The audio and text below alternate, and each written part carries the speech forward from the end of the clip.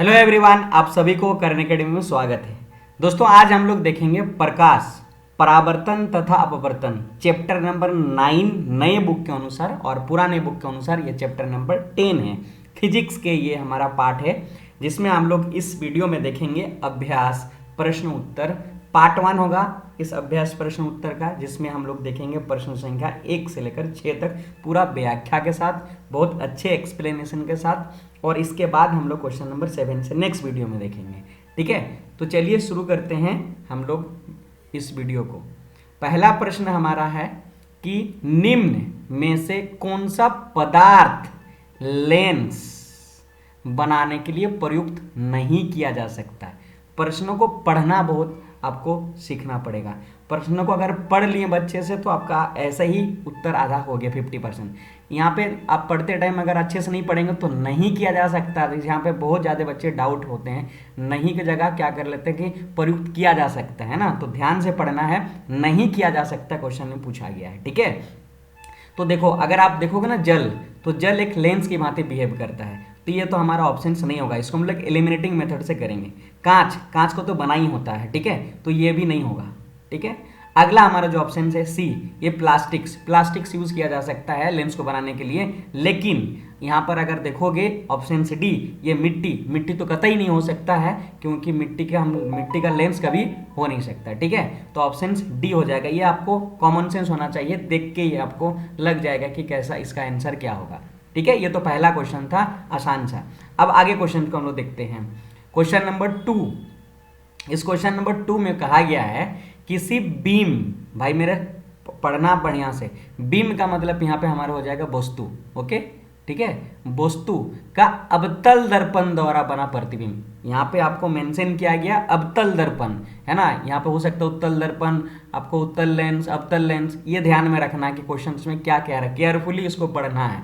अवतल दर्पण द्वारा बना प्रतिबिंब आभासी, सीधा और बीम से बड़ा पाया गया। देखो यह क्या है, कैरेक्टरिस्टिक्स दिया गया है, उसको समझना है। अगर आप अच्छे से रे डायग्राम को अगर आप किए हैं तो आसानी से उसको बना सकते हो। ठीक है, वस्तु की स्थिति कहाँ होनी चाहिए, इसीलिए मैंने क्या किया, एक रे डायग्राम के साथ आपको एक्सप्लेनेशन देने की कोशिश किया हूँ, ताकि आपको बेटर अंडरस्टैंडिंग हो जाए इस क्वेश्चन को लेकर। ठीक है, चलो देखो, यहाँ पे हमारा जो है ना, एक हम लोगों ने क्या लिया है, अवतल दर्पण, क्योंकि क्वेश्चन में कहा गया था अवतल दर्पण, तो अवतल दर्पण लिए हैं। और इस अवतल दर्पण में सारे कुछ हम मेंशन करके रखा गया है। देखो ये जो हम देख पा रहे हो सी, इसको बोलते हैं हम लोग वक्रता केंद्र, और ये जो पी देख पा रहे हैं इसको बोलते हैं हम लोग ध्रुव।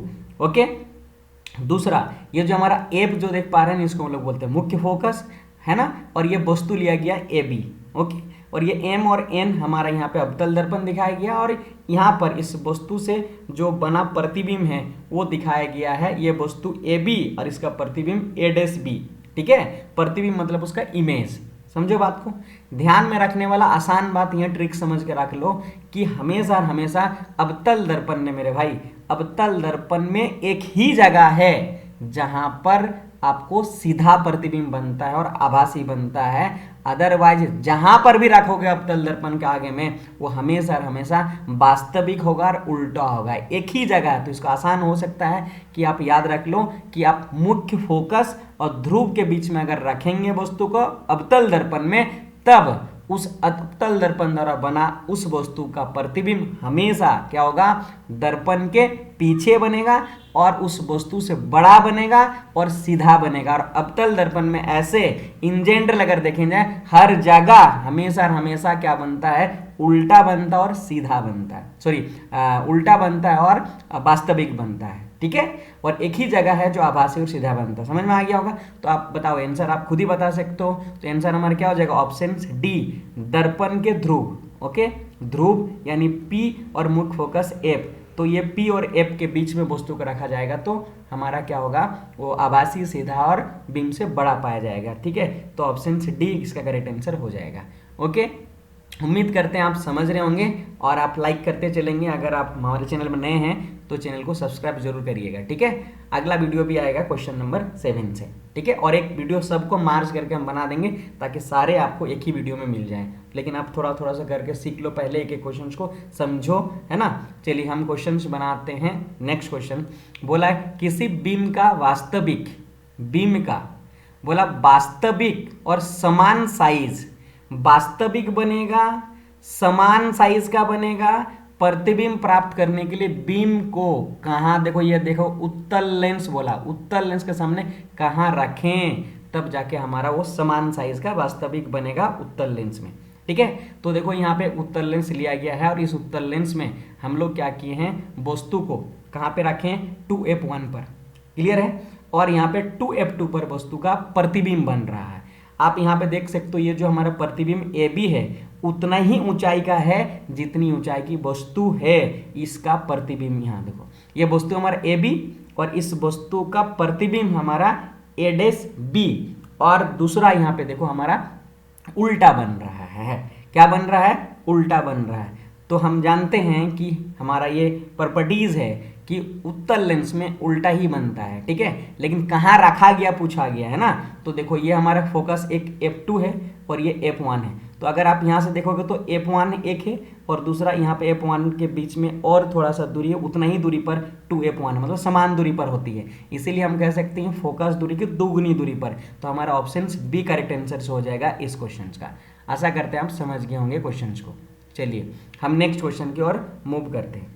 अगला क्वेश्चन हमारा जो है वो है कि किसी गोलीय दर्पण तथा किसी पतले गोलीय लेंस, देखो यहाँ पे गोलीय दर्पण और किसी पतले गोलीय लेंस दोनों की फोकस दूरियां 15 सेंटीमीटर है।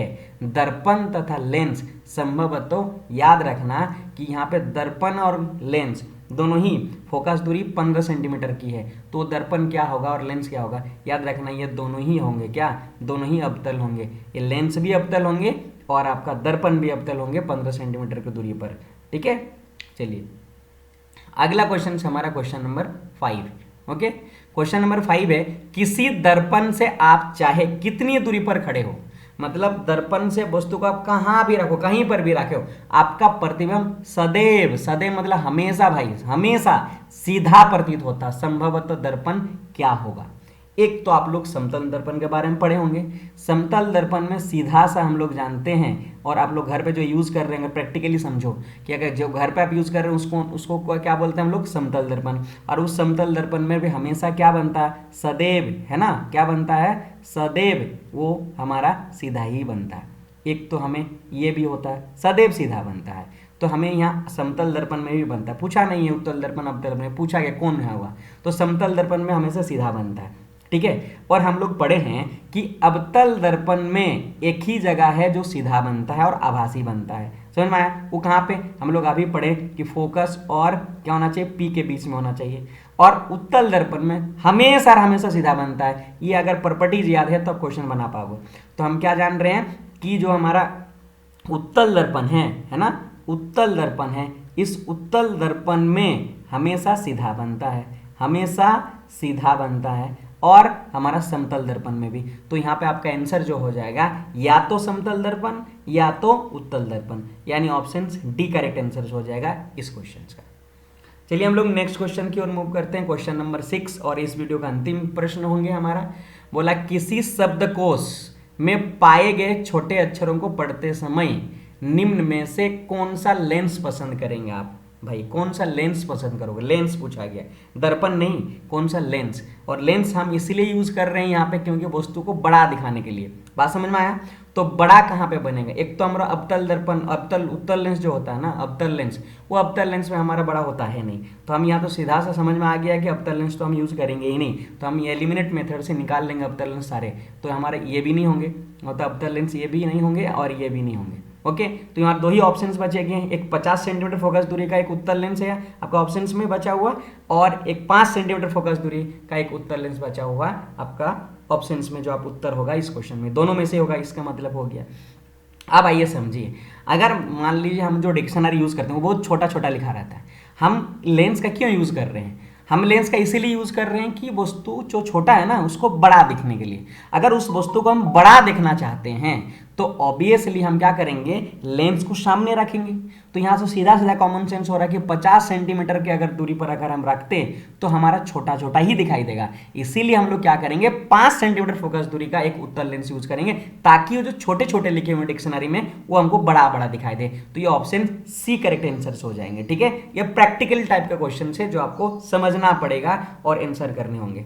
नेक्स्ट क्वेश्चन में हम लोग क्वेश्चन नंबर 7 से शुरू करेंगे और जितने सारे क्वेश्चन है सारे का सॉल्व आपको मिल जाएगा।